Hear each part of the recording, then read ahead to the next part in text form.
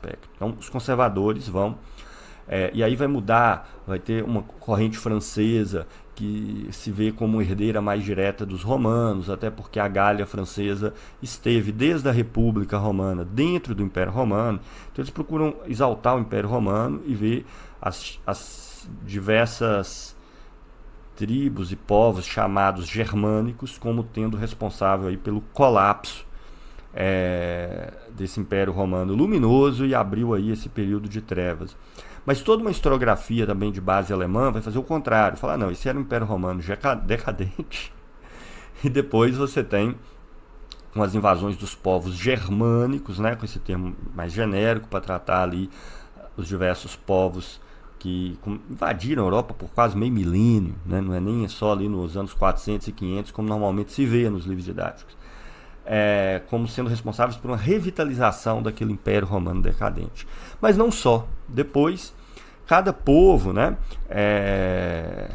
espanhóis, nos visigodos, italianos, nos ostrogodos e outros, né, vão procurar fundar a sua própria nacionalidade nesses povos que está na origem da fragmentação do Império Romano lá atrás, embora essa fragmentação não se deva exclusivamente a eles.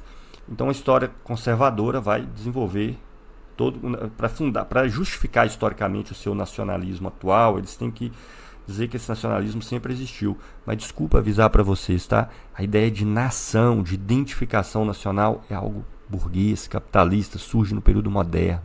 Não existia antes, foi mal. Mas também todo o marxismo, né? Então, baseado nessas formulações aí, do tipo...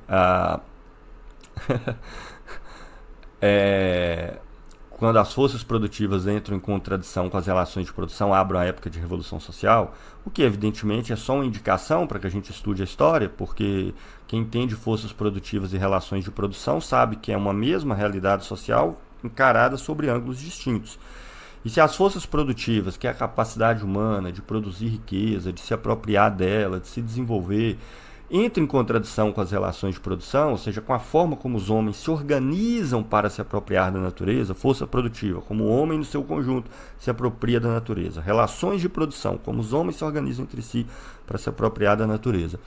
Então, se isso acontece, se as relações de produção não dão mais vazão ao desenvolvimento da sociedade, da comunidade humana, de um povo, de uma nação, de um lugar, ou de a circunscrição que seja, é evidente que isso aí vai se abrir uma época de revolução social, isso aí vai se transformar. Agora, como isso acontece, por quê, em função de que fatores, essa formulação do Marx não diz nada, ela só indica, meu filho, você vai ter que estudar o negócio para entender.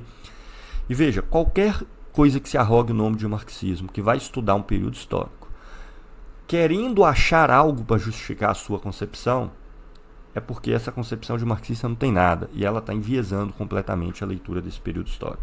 O marxismo não exige que você procure nada na história para justificá-lo. Ele é materialista por isso, ele te deixa livre para que você estude os processos de produção e reprodução das relações materiais, e esse material inclui inclusive o próprio homem dotado de subjetividade, para entender o que aconteceu. Ele não te diz de antemão o que aconteceu, para onde vai e por quê, sem o estudo dessa realidade dada. Mas não foi assim nesse marxismo burocrático, então tem várias anedotas curiosas. Por exemplo, as pessoas entendiam abre-se uma época de revolução social, ou seja, a sociedade se transforma, ela vai se transformar porque tem uma contradição ampla que se desenvolveu, então ela não consegue mais se reproduzir tal como ela era antes. Então eles vão entender isso como uma revolução necessariamente no sentido de um grupo organizado que interviu num processo visando um determinado fim e transformou a sociedade. Não tem nada disso no texto, né? Então, na Idade Média ali vai se enviesar toda essa leitura. E aí vai ter, por exemplo, grupos marxistas que vão olhar assim, poxa, mas então quando foi a Revolução Feudal? Né? Quem foram os agentes da Revolução Feudal?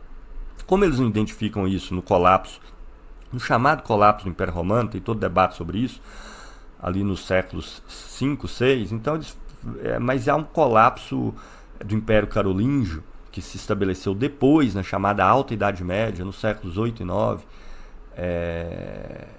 até o 10 mais ou menos, eles veem ali onde o poder do rei foi substituído por chefes de palácios, vamos chamar assim, isso em certas regiões da Europa, tá? Principalmente na França Ocidental. Fala, está aqui a nossa Revolução Feudal. Então eles já falam, para nós justificarmos a nossa teoria dita marxista, nós teremos que mostrar que o Império Carolíngio foi um império que floresceu e que após o seu colapso você tem uma decadência extrema e depois a tal Revolução Feudal vai permitir uma nova época de desenvolvimento. Então isso aí a gente tem que achar. Então toda uma análise da história foi feita tentando encontrar esses elementos. Historiadores que ficaram conhecidos na historiografia medieval mais recente como mutacionistas. Isso gerou uma escola em reação, que é os antimutacionistas, que vão ignorar completamente o processo de reprodução da vida no período, do acesso a maiores e menores recursos, do acesso a bens mais sofisticados, do desenvolvimento técnico ou não, vai ignorar completamente essa coisa do maior ou menor desenvolvimento do comércio e vai ficar só nos aspectos culturais, para mostrar que houve uma continuidade nesses aspectos culturais e, portanto, a gente tem aí mais ou menos a mesma coisa. Então o problema vai gerando os outros, e o marxismo foi muito assim. Muitas das pessoas que tentaram combater essas visões esquemáticas do marxismo, sobretudo na academia, corretamente tentar combater, que estava muito assentado ali na União Soviética, partiram das questões que os soviéticos colocaram e geraram outras tantas falsas questões. Agora um monte de asneira sofisticada, em contraposição a uma asneira esquemática, né? A gente tem que se afastar de todas elas. Então, para a gente entender a Idade Média, fora dessa panaceia toda, dois grandes clássicos que eu tenho para indicar para vocês aqui. Sobre a Alta Idade Média, foi publicado aqui no Brasil, felizmente, eu já conhecia esse livro bem antes dele ser publicado, O Legado de Roma, do Chris Wickham, tá? Iluminando a Idade das Trevas, que é a Alta Idade Média, tá, gente? Na Idade Média, a Alta Idade Média, ao contrário do que muita gente pode achar intuitivamente, não é o período final, o primeiro período da Idade Média. A gente tem aqui, né, de 400 ao ano 1000. O Chris Wickham é um historiador recente, essa obra foi publicada aí em 2000 e alguma coisa, e é um trabalho fantástico. Tá? E está fora desses clichês todos e que procura, segundo as palavras do Wickham, analisar a história nos seus próprios termos. Tá? Ainda que o Wickham, curiosamente, é um autor bastante renomado, muito aceito aí por todas as tradições, ele seja dentro de uma tradição considerada marxista. E quando ele escreve teoricamente sobre materialismo histórico, método historiográfico, é cheio de problemas. Eu, inclusive, trato dele no meu livro, Marx e a História das Particularidades Nacionais da Universalidade da Revolução Socialista. Livro esse, inclusive, que eu estou fazendo aqui no canal, né, um curso